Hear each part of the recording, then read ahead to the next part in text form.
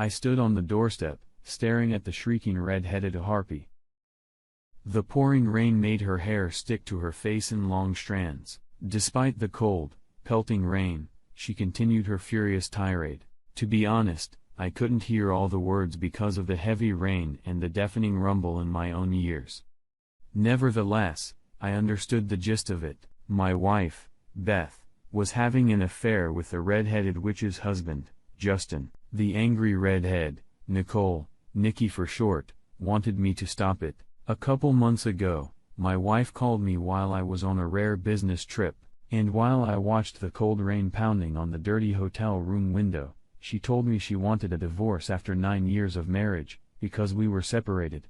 I had only been gone a couple weeks, and we had only lived together for 5 months since I came home from the army. I didn't even know we were having problems. She never said a word. As far as I could tell, she'd been at least emotionally involved with this asshole for 3 months, and had probably finally managed to perfect it while I was deployed. I'd only managed to piece it all together a week before the redhead showed up on my doorstep, and I didn't have proof yet. So I tried to devise a plan. My wife had agreed to counseling long before I found out about the affair, but she actually stopped attending our sessions after the second one. I suspected she was trying to get the counselor to reconcile me to the breakup. I think the main reason for the supposed counseling period was so she could tell her family and friends how hard she was trying, especially her parents.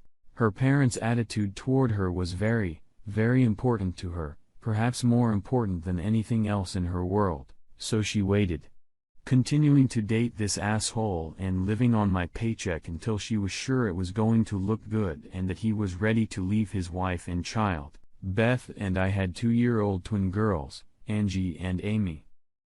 She happily left me to babysit them as soon as I got home so she could go to the gym or go for a run, both of which she did often enough to be in the best shape of her life. But after the gym, she and asshole would slip away to have sex somewhere. Unhappy was hardly the right word for how I felt. Every time I tried to solve problems or talk to her about anything, she would turn into a screaming rage, denying every mistake, and blaming me for everything in the world. She spent a lot of time telling me how hard it was for her to watch the kids at home while I was at work and that I was just trying to use the kids against her. None of which was true or really made any sense. Working full-time, I was doing more with the kids than she was. Reviewing the divorce with an attorney was depressing. Adultery was essentially irrelevant in our state.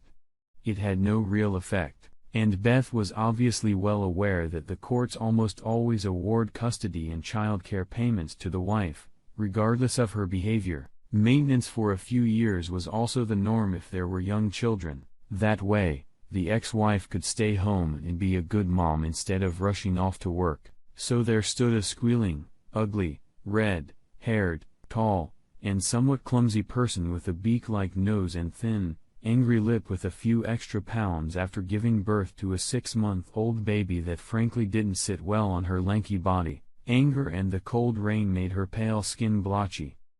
I couldn't get a word in edgewise, so I stepped back holding the door open and waved at her. I'd already realized there was no point in the neighbors hearing a woman yelling at me standing outside. She followed me loudly, degrading my manhood while I walked over to the dining room table and pulled out a chair for her, then sat down myself and waited. Gradually, the anger turned into bitter tears, then into shuddering sobs, then finally into sobs. Her head drooped onto her hands on the table, and her hair formed a mound of damp hairless dark copper. I waited a little longer until the running nose stopped. "Are you done?" Quietly. She raised her anger, red, and eyes to me, sniffed her nose twice, but said nothing. And I continued, "If I could do anything, I would. I don't like it any more than you do."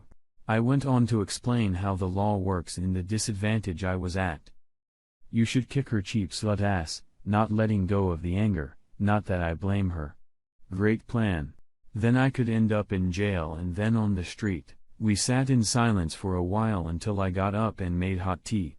It was raining cold, a fact indicated by her very obvious nipples sticking out through her shirt and bra. I tried my best not to stare at her. She may not have been pretty, but her breasts had a really good rack, and that was pretty damn strong for me. She shuddered as the hot tea hit her system. Shit. I didn't feel so cold. I didn't say anything, but she suddenly looked down at her breasts. Shit. Shit again. Not much variety. She wrapped her arms around herself. I inwardly sighed. This was the sexiest I'd been in 4 months. I can get you a sweater or something. Which one belongs to that slot? I found one hooded sweaters, which she quickly pulled on and buttoned. She started to wriggle, pulled her arms out of the sleeves, and then after a few spins, she dropped the soaked shirt and bra from underneath and slipped her arms back into the sleeves. I picked up the laundry and threw it in the dryer. At least I noticed the show was back on.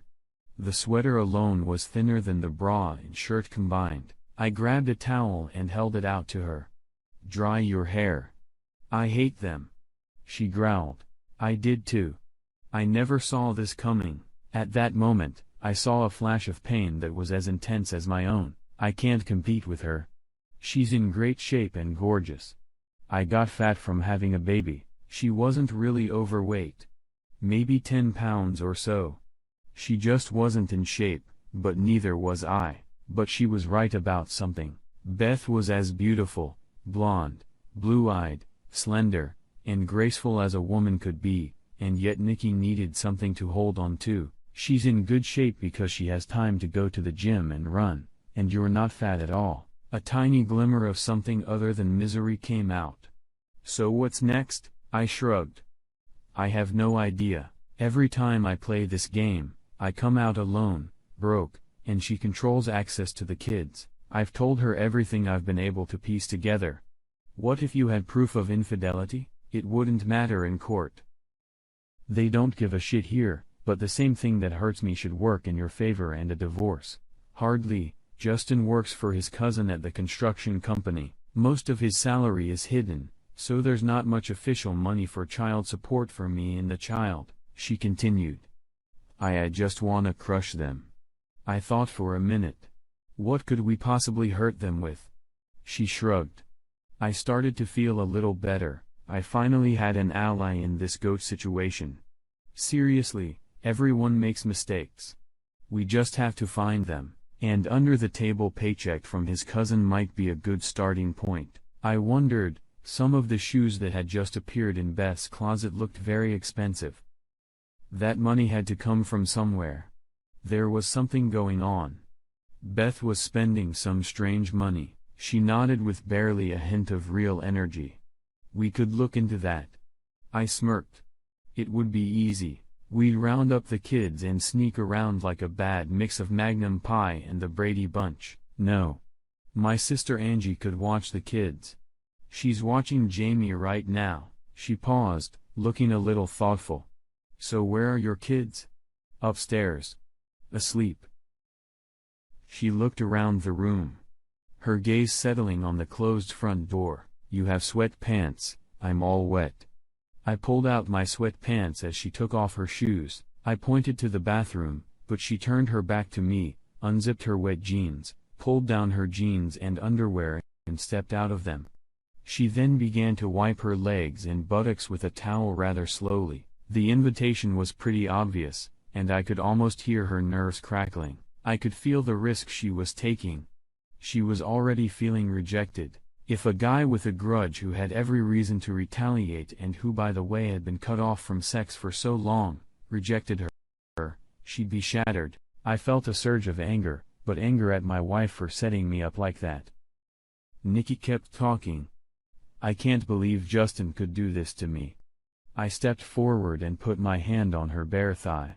She trembled and her voice caught in her throat, but she didn't pull away, so I put my other hand on her thigh. I don't like you. But I hate him. She pushed me away. I stroked her thigh with one hand, and with the other, I unzipped her sweater, throwing it to the floor at our feet, and when I gently kissed her neck, letting my teeth touch her skin, her legs nearly gave out. My hand slid around and between her legs. She moaned softly. When it was quiet, she looked up at me and grinned wickedly. She looked at me sullenly from beneath a disheveled mop of red curls. You knew this was coming when you invited me in. Not until you took off your jeans, actually, she giggled like a little girl. It was a little unnerving. I was afraid you'd say no, I smirked. For what I thought was the first time in forever. How can any guy say no to that? Justin has shown no interest in me or the baby since the baby was born. I shook my head. I'd heard of such things before, but before I could say anything, she continued, so how could Beth and any woman turn her back on the sex you just gave me? You're a hell of a lot better than Justin. I have no idea. She just lost interest in me. Justin's younger, and she's feeling old because of the kids, I guess. That hasn't happened since the twins were born. I think she felt like she needed to be more of a mom to me or something. Nikki giggled again a little creepily, I thought. I mean, I've tried it, but it didn't work. Before you, I grinned. Beth hadn't, at least. She perked up even more. I can't believe you can't control your horror.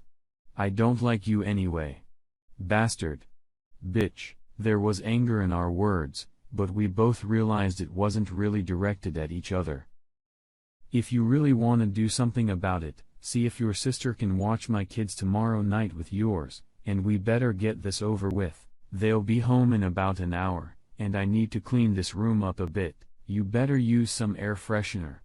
She pulled on her clothes and ran out of the house. I cleaned the room thoroughly and put the towels in the washing machine along with the clothes. When Beth got home, I found it surprisingly easy to avoid the nightly discussions, the arguments we always had when she denied something and lied about everything. She seemed a little puzzled by my lack of attitude. It's amazing how a big fuck takes the edge off resentment.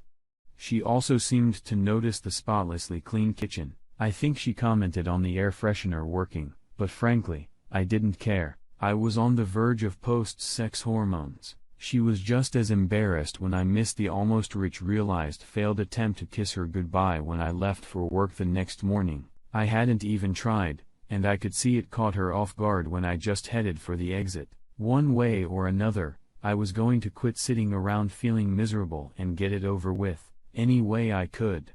At work, I arranged to borrow a friend's car for a few months. Nikki's sister, who looked embarrassingly similar to her, stayed to watch the kids at her house. Nikki and I drove. We planned to check out his cousin's construction company trailer.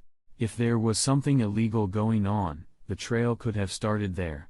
Getting into the car, she wrinkled her nose slightly. This is the first time I've had sex in ages, and you weren't particularly gentle. Don't think you're getting anything tonight. I raised an eyebrow. Tenderness doesn't exactly seem to be on your mind. She smiled slightly despite her best efforts to suppress a smile. I noticed that for the first time since we'd met, she was wearing a little makeup, albeit poorly. I made the decision to change the plan and drove to the mall. We tried to find something to talk about, but we didn't have much in common, so the conversation flowed in snatches until we pulled into the mall parking lot. She looked puzzled. Are they here? No. But I think we wanna hurt them, so there are a few small things that need to be done. What are you talking about? I rolled my eyes. It was just amazing how little Nikki and I had in common. She caught my sardonic look. I don't like you. I don't like you at all. I don't like you either. Bastard. Bitch. I led her over to the makeup counter at Macy's. She gave me a threatening stare.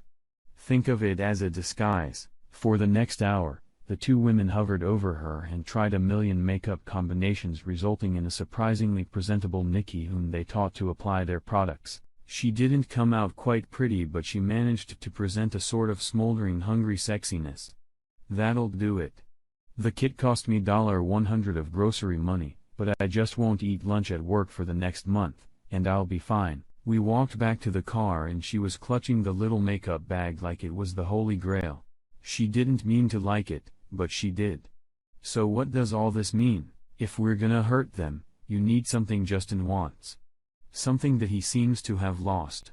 And I need something that Beth will resent and be jealous of.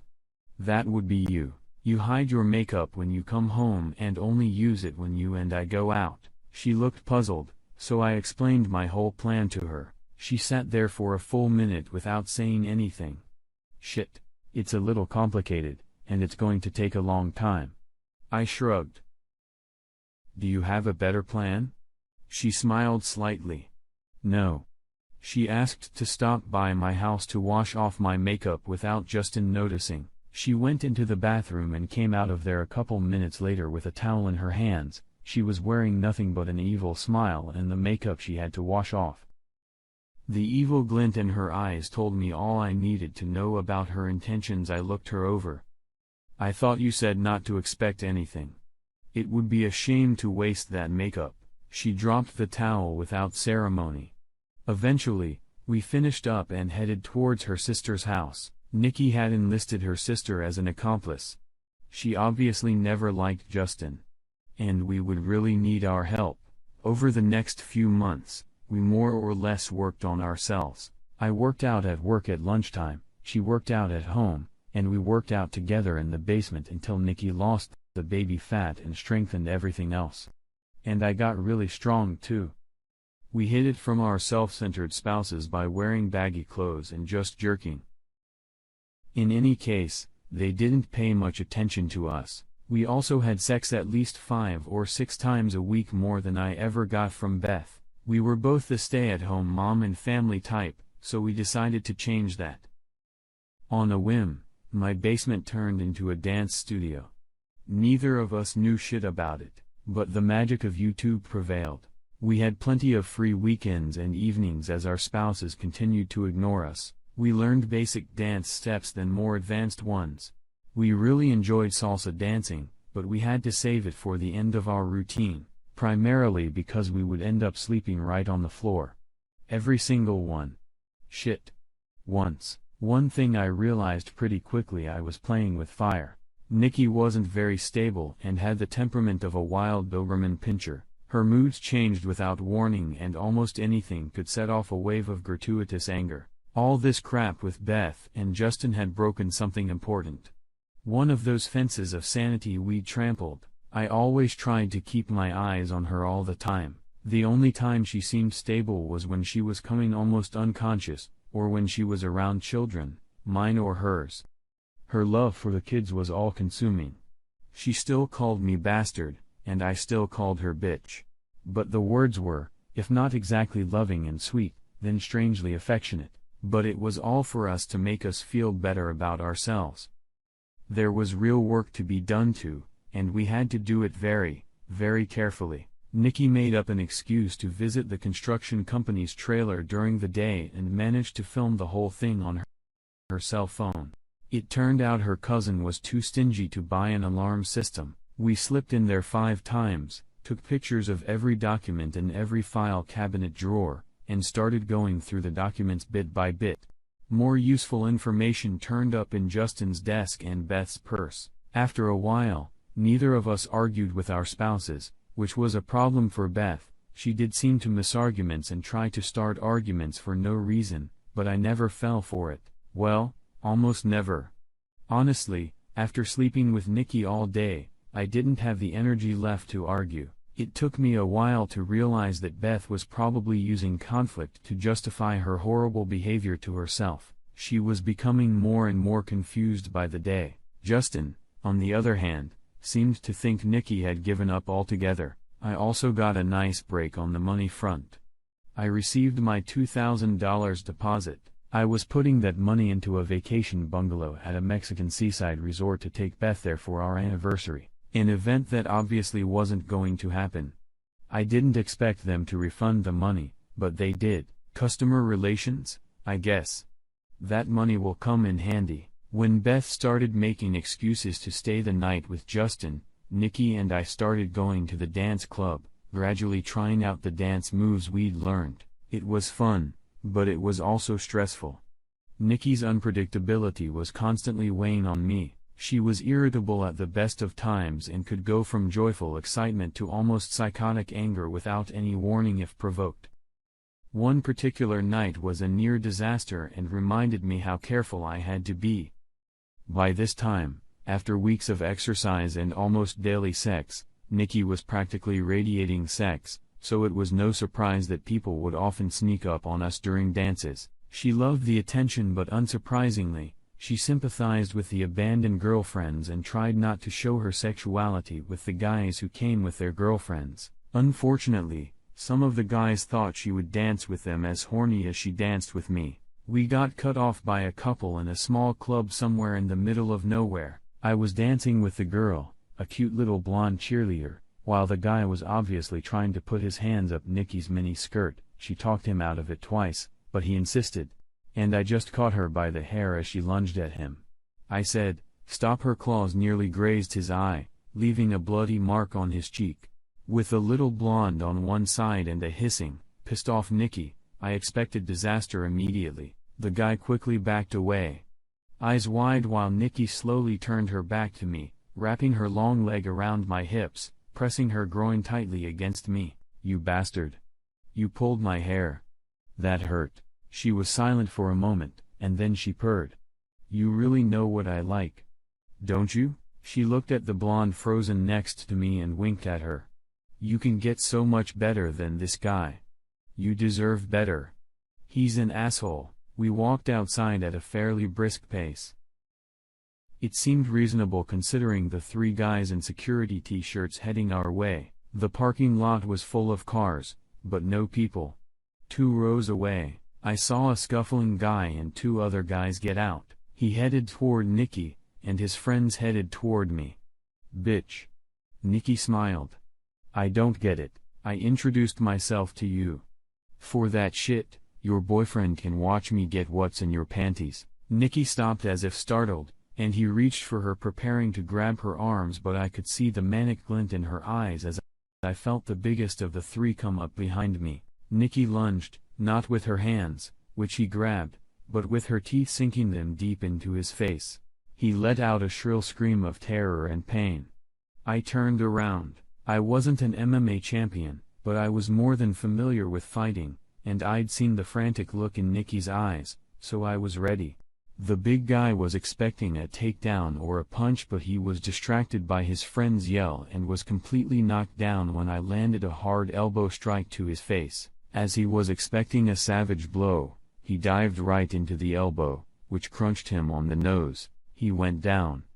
The other guy stepped forward to pull Nikki away from her screaming victim, so I kicked him in the back of the leg just below the knee, and he fell to his knees. I grabbed his head and threw him backwards like a soccer ball, letting him clink against the pavement. Nikki's victim tripped over a curb stone and covered his face, blood spurting from it. Huge mistake. Nikki spat out a mouthful of flesh and drove her sharp heel into his groin. His scream ripped beyond human hearing. I yanked her back as she was about to kick him in the chest. "Nikki, stop." She gave me a wildly defiant look, then stopped and smiled. Blood covered the lower half of her face and most of the front of her white tank top.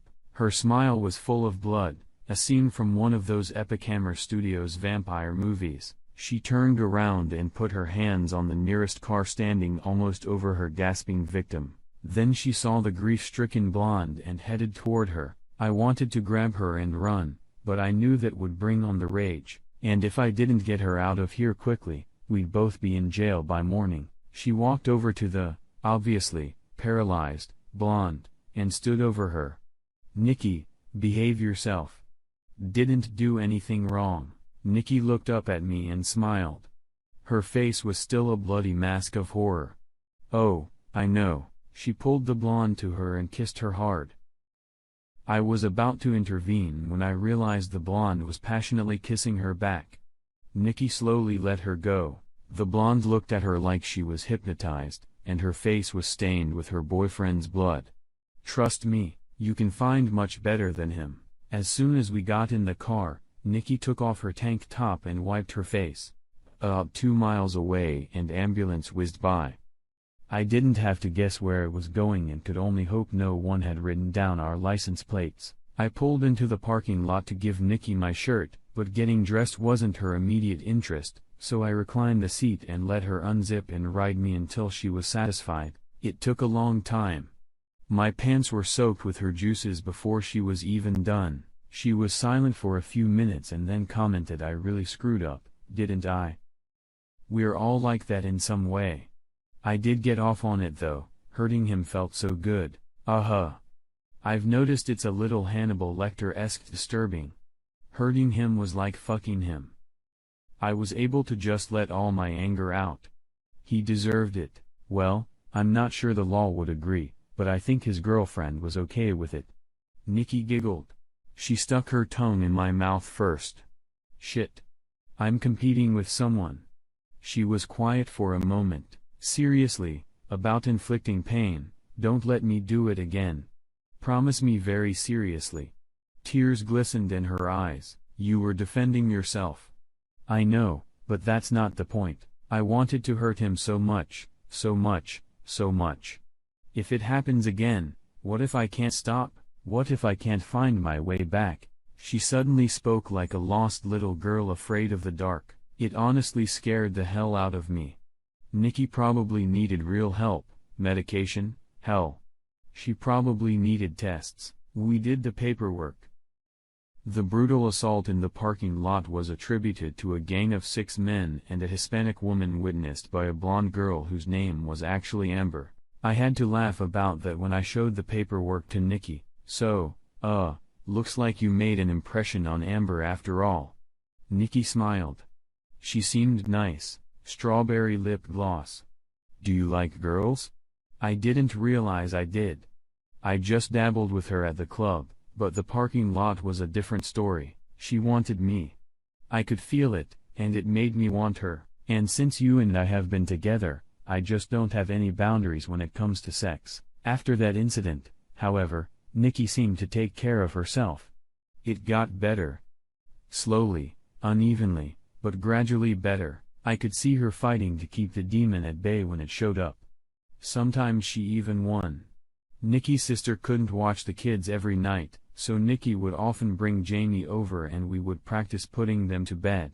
As we stood in the doorway checking on them, I would sometimes furtively glance at Nikki and marvel at the softness of her expression. And sometimes she caught my gaze and gave me a sad, soft, half-smile. At times like that, her demon seemed very distant. I knew something was going to happen sooner or later. Eventually, Beth came across me shirtless, noticed that I had lost weight and gained new muscle and commented on it. I didn't turn it into an argument, put my shirt on and left the room. More than anything, I wanted her not to see Nikki's nail marks on my back and ass from last night. Beth's increased suspicion meant we had to move on to the next stage. I said this to Nikki, so a few days later, instead of sports and sex, we had a car and a nice digital camera we borrowed. And when Beth and Justin left, we quietly followed at a distance. Nikki checked receipt and credit card bills until we figured out their structure. Beth was careful, but in Justin's mind, Nikki was overwhelmed, incapable of self-defense, so he was careless and stupid. Justin's parents had a small cabin on the beach tucked away in the woods. It was a little dilapidated, but judging by the mileage of the car, it was where they went on Fridays when they missed the gym completely. We pulled off the road and moved quietly toward the camera shack. There were no curtains, so it wasn't hard to find them and see them. By the time we got into position, they were already lying naked on the bed. I carefully and quietly took pictures while Nikki and I watched. When Justin started to come down, Beth jerked her mouth away, catching most of the spray on her face and in her hair. I could see her scolding him for not warning her, but he just laughed. I took a few more pictures. Since we had to walk back to the car, I let some air out of one of Justin's tires to slow them down in case they tried to leave early. We dropped off the film at a photo lab that specialized in discreet one-day photos and then headed home. Beth arrived much later than usual, with disheveled clothes and hair giggling. Nikki told me the next day that Justin had changed a tire and then picked up a nail in the road on the way home, resulting in a miserable walk in the rain to a gas station 4 miles away. As they used to say in the army, payback's a bitch and her stripper's name is Karma. Over the next week, we talked about what we wanted. Nikki surprised the hell out of me, but eventually I agreed. We kept quiet, and then made our big move about 3 weeks after we had gathered our evidence. Beth and Justin always disappeared all day on Saturdays, but Nikki and I put their pattern together. First to the gym, then to a cubicle for sex and showers, then to a nightclub for dancing and partying. They usually got home around 6 or 7 on Sunday mornings. This time, though, it was a little different. As soon as they left, we left the kids with Nikki's sister and headed out. We went shopping first. Nikki chose a tight-fitting dark emerald dress with a deep neckline and a very short hem. The emerald green color really set off her hair. I was wearing a dark gray suit with a black shirt. I took her to the hair salon and told them to go for it hair and makeup. After getting dressed, we headed to the club. We walked in like the place belonged to us. Technically, the bouncer was supposed to hold us up, but Nikki looked like real sex on a stick. She was wearing a dress as thin as tissue paper that showed almost everything, and it was obvious she didn't have a stitch underneath. When the light fell directly on her, you could even make out the tiny heart where she trimmed her pubic hair. Since part of the bouncer's job is to make sure the crowd is interesting, we were let through without even requiring a card. We were the first to hit the dance floor, then moved on to the main event. Justin and Beth sat in the club at the matrimonial table in the corner every Saturday. After dancing a few songs, we headed over to their table. Nikki at her full height holding on to my arm. Beth was in a yellow dress I'd never seen. Justin, in a blue suit. I'd be lying if I said Nikki looked better than Beth. Beth was tanned and elegant. However, Nikki was spectacular, and instead of looking elegant or sophisticated, she proudly wore the look of a bad girl of pure sex and immorality who drew stares from across the room. I pushed back the chair for Nikki and sat down myself. Beth and Justin seemed frozen in absolute shock. I looked around with feigned surprise. Very nice. Most gyms are less fancy. Justin's face darkened. He fixed his gaze on Nikki. That dress, you spent money on. No. I cut him off with a harshness in my voice. I bought it. I threw a stack of pictures of the cabin on the table. They were the most unsightly ones I could pick out. Most of the pictures I'd taken were considerably kinder. After all, they were beautiful people. I went through the stack and pulled out the worst. They looked sad, clumsy, and dirty. I got back part of my deposit for the bungalow at the Mexican seaside resort. I was going to surprise Beth with on our anniversary. Since that wasn't going to happen, I decided to buy something useful. Something flashed across Beth's face. Disappointment? Maybe. Probably at finding out there was more money than she thought. Looking at the spread of photos, Justin finally sensed danger and stunned. Beth turned pale. So how long? We've been working together for almost 4 months now. How did you know? Everything? I didn't really need to find out anything. You didn't even try to hide it. You just assumed we'd be too depressed or too weak to do anything. Justin tried to regain some equilibrium and grinned derisively. So what? You two fell in love with each other? Nikki grinned. I don't like him at all. He's a total bastard, and she's a real bitch. I don't like her at all. Nikki's predatory smile grew wider and wider. But the sex? Oh my God. It's amazing. There's nothing like furious revenge sex. Every nasty thing imaginable. She gave Beth a death stare and a hell of a lot of things you'd never do. I know I wouldn't. But family meanness had convinced the girl to try all kinds of new sex. She sang the last phrase, glancing involuntarily at Justin. Beth recoiled like a slap and looked at me. You can't do that. We were trying to work together. Well, that was bullshit. I laughed, but without any mirth. You stuck around until that asshole was ready and slept with him 3 or 4 times a week while I babysat the girls and lived like a fucking monk. For months, I had people coming to my office to give me bad news. Not only were you cheating, but you turned it into a fucking public spectacle. We didn't need surveillance to catch you. It was all out in the open. I could feel the anger building quickly, but Nikki squeezed my leg. Nikki was cooler this time. She had the upper hand. Obviously, divorces will be for adultery. It won't make any difference in money, but let's face it. It's more honest, and it will make us feel better about ourselves. My new hobby will be making sure everyone gets copies of the photos and a full explanation of how you destroyed your marriage's family, co-workers, employers, hell. I'll track down your first-grade Sunday school teacher. She focused on Justin for a second. By the way, asshole, I'm moving in with my sister for now, with Jamie. Straightening my head, I threw the ball in. A little more serious for you is the fact that the two of you embezzled money from the building materials account at the construction company. It took us a long time to figure it out, but when Nikki realized that the two of you were spending like sailors on vacation, we knew the money had to come from somewhere. Nikki and I have gathered more than enough evidence. There are tax issues, wire fraud, even one case of mail fraud, so even if Justin's cousin is okay with it, you have a real problem. You're probably looking at 5 to 10 years in prison. I pointed at Justin, and a couple years as an accessory to murder for you, Beth, eyes wide. Beth immediately tried to justify herself. I didn't know. I thought it was his money. I put it in an account to keep it from getting divorced. I cut her off.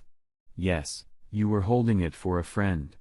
Besides, that puts that money in line with our divorce. If my name was on that account, I would assume you were setting me up. That would have ended very badly. Beth and Justin turned pale.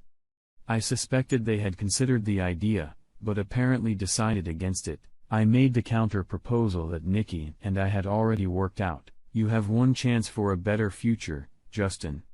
Grab it. Quit your job and head for the mountains, at least 400 kilometers. Take your car, your clothes, your soccer trophies, and your yearbook. Nothing else, not one goddamn thing. Nikki's filing for divorce. She ain't getting shit out of the divorce anyway, considering your secret deal with your cousin. We don't testify to the cops or your cousin. If your cousin finds out on his own and takes action, that will be your problem. I would suggest putting any money you still have back into his firm's account. It could make a difference in whether he starts looking for you. I looked at Beth. I'm filing for divorce. I have primary custody, no alimony, and no maintenance. With adultery as the cause, you either agree to it or you go to jail and I just take full custody. As for all our shit, make a list of whatever you want, but it'd better be short. You can keep your clothes and you can keep all your goddamn shoes. That's when Nikki stepped in. He offered me your stuff, but the shoes are too small and the clothes suck. I stopped wearing underwear around him so you can keep your granny panties. I smiled at Nikki while Beth tried her best not to choke. I continued, get a fucking job, move in with your parents, or whoever, I don't care. You'll have lots of play dates with your kids. I won't block it out. You've been a halfway decent mom. I won't even tell your parents what the reason for the divorce is. I looked carefully into their eyes to make sure they were paying attention to me. Time runs out tomorrow at midnight. If Justin's fucking ass isn't on the fucking road by then, we'll turn everything over to his cousin and the cops. The offer only stands if you both agree. Nikki leaned forward, showing off her spectacular cleavage, probably for Beth's sake. You guys have managed one amazing accomplishment. The two of us. We were serious when we said we had nothing in common. We couldn't agree on a movie. We hated each other's music. And if he talked about his hobbies, I'd go into a coma, and she's a petty emotional harpy whose voice rattles my nerves like broken glass. I added. Nikki continued, looking Justin in the eye like a snake at its prey. So when we got together and didn't figure out how to fuck you, we only did one thing. Screwing each other's brains out was all there was to it. If we had dinner together, it was only to build up our strength to sleep together again. She looked at Beth. I can't believe you dumped him for that piece of shit. I'm not bluffing. If that's what you think, come with us sometime and you can watch. It'll probably be even hotter that way if that's even possible. I looked at my watch and interrupted her. Remember the deal. Sorry. We have to go so I can pick up the kids. I stood up and held out my hand to Nikki. She obeyed and leaned toward them, telling me, come on. We'll have sex again. Stop on the way back, and I'll do it every way I can. Hateful woman. She wasn't lying or exaggerating, though. We were staying at a hotel, and she was absolutely nuclear hot. Apparently, after telling Justin and Beth everything, she turned on full blast. An hour later, we were on our way home. We had outdone ourselves. Something in Nikki had changed. Perhaps it was the confrontation with Justin and Beth. But the crazy anger seemed to be gone, just gone. She was still as sexually aroused as ever. But that sparkling edge of true madness was gone. Beth almost beat me to it. I just put the kids to bed when she flew in the front door. And she stopped talking. I purposely hadn't showered, and I reeked of Nikki. And Beth always had a sensitive nose. The air freshener was a major player in keeping our secret. We needed to talk. I sank into the padded chair. We should have talked months ago. Look, can we back off a little bit? You can't just let that bitch destroy us. Stop, I raised my hand. The one bitch who destroyed a marriage is standing in front of me. She stared at me with a particularly nasty look, a rarity for her. You really don't understand, Beth.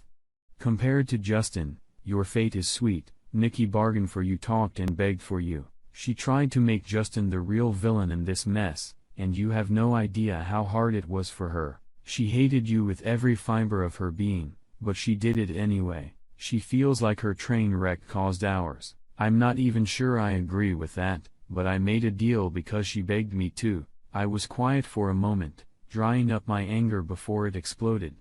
Then in measured tones, if the money laundering account had been opened in my name, or if the twins' DNA analysis had turned out differently, we wouldn't be having this conversation. They're pouring the foundation for the 5th Street factory, and I have a copy of the key to the site. You and asshole would just disappear. Nikki could have begged for anything, but it wouldn't have mattered. She blinked, suddenly realizing with horror how one-on-one we were. How much time do I have to move out? I should give you until midnight tomorrow just for the fucking elegant symmetry of it all, but I'll give you a week. It's gonna take 2 days to pack all these shoes, and God knows I want them gone. She muttered something like an apology and headed up the stairs. It took her 5 days to move out, and I was left alone with the kids. Even with the twins, things seemed pretty empty. I heard that Justin's cousin was looking for him, but not calling the police. I hope Justin hit himself well. His cousin has always been prone to violence. I may have cheated a little on my promise not to report anything to his cousin. 2 weeks after that, I let the twins stay with Beth and her parents for the weekend. They clearly knew the rules, and Beth understood just as clearly that the retribution for any nonsense would be a quick trip to jail. Near midnight, there was a knock on the door. When I opened it, Nikki was standing there in full battle coloring and club clothes, looking almost giddy. At least someone was fitting in. So she was gone? I nodded. Back at my parents' house, trying to explain a mysterious copy of a divorce petition that said, "House slut" in bright red lipstick. Thanks for sending it over. Nikki grinned her crazy smile. Great. I wanted to do something nice for her, give them something to talk about. I grinned. I had promised not to say anything to Beth's parents, but Nikki hadn't. In fact, she promised the opposite. So a whole series of packages were sent to Beth's friends and family with pictures. I doubt she'll ever really get over it. Nikki's smile got even wider. Hey, I brought a housewarming gift. I almost corrected her. After all, I hadn't moved in, but she was right about something. The house seemed new. I guess we could share dessert. A familiar face and a light-colored cap peeked out from behind her back. I brought buttercream puffs. Poor Amber. She didn't have much experience, and the two of us shared it like candy, which she basically was. We dragged her into our storm. She wasn't so much a partner as a catalyst on an open fire.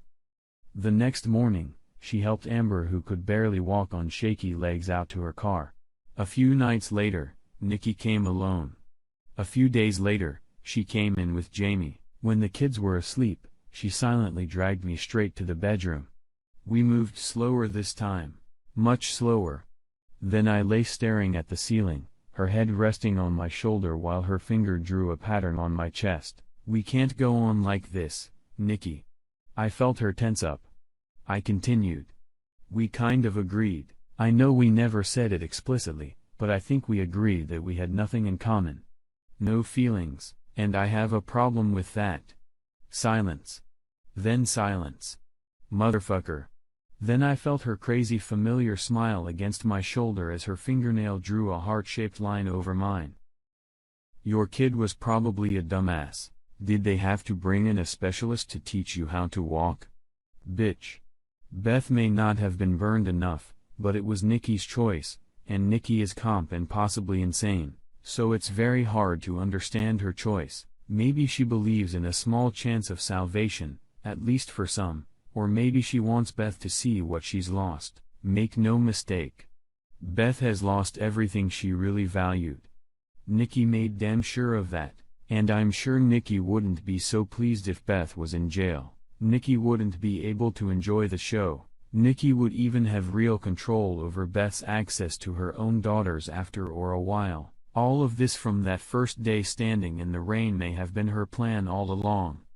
Honestly, I'm not sure, and I don't want to ask. She might just answer. Nikki holds a permanent place in my heart. She may not be as pretty as Beth, but so what? She loves fiercely and wholeheartedly and won't let go until she crumbles to dust. She's gotten Amber back many times, but Amber isn't a threat to the relationship. She's something Nikki wants to share with the man she loves. As Nikki said, Amber is pretty much a treat. That extra piece of cheesecake that you can't eat on your own, but are happy to share. Nikki just expresses her love in a slightly unconventional way. Sure. She's manipulative and crazy, maybe even dangerous, but she's her.